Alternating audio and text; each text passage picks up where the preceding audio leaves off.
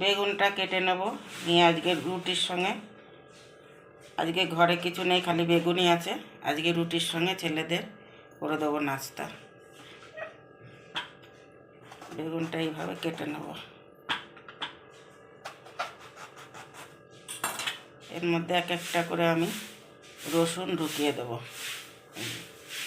এই রসুনগুলো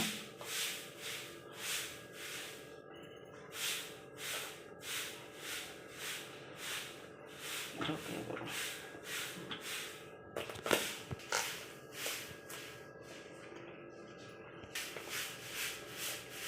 সাথেই টমেটো দিয়ে পুড়াবো।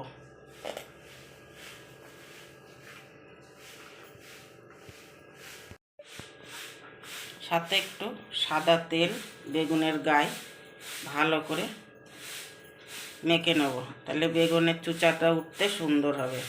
আর নাই তো বেশি কালো হয়ে পুড়ে যাবে। এটাতে বেশি হয় না, এটা সুন্দরভাবে উঠে যায়।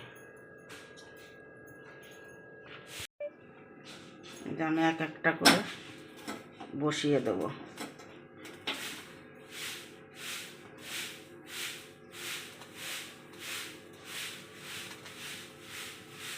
এইভাবে আমি পুড়িয়ে নেব। এই যে বেগুন কটা ছাড়িয়ে নিয়েছি, এই দেখেন এর মধ্যে রসুন রয়েছে, সুন্দর গলে গলে গেছে, একদম সুন্দর গলে গলে গেছে।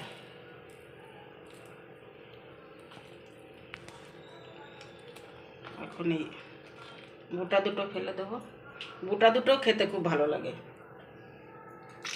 এই যে টমেটোটাও সুন্দর গলে গেছে।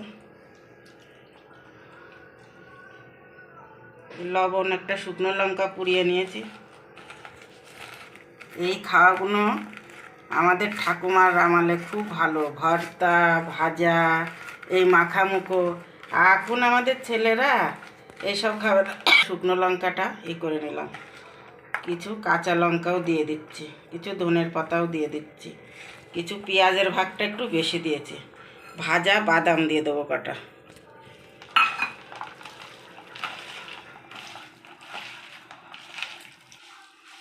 একটু পেঁয়াজ আমি রেখে দিলাম, একটু বেশি বেশি হয়ে গেছে। এইটা রুটি দিয়ে খেতে, গরম গরম রুটি করেছি, আর এইটা দিয়ে খাবে। একটু সর্ষের তেল দিয়ে দেবো, একটু চাট মশলা দিয়ে দেবো, একটু চাট মশলা দিয়ে দেবো। এটা স্বাদটা দুগুণ বেড়ে যাবে চাট মশলা দেওয়াতে।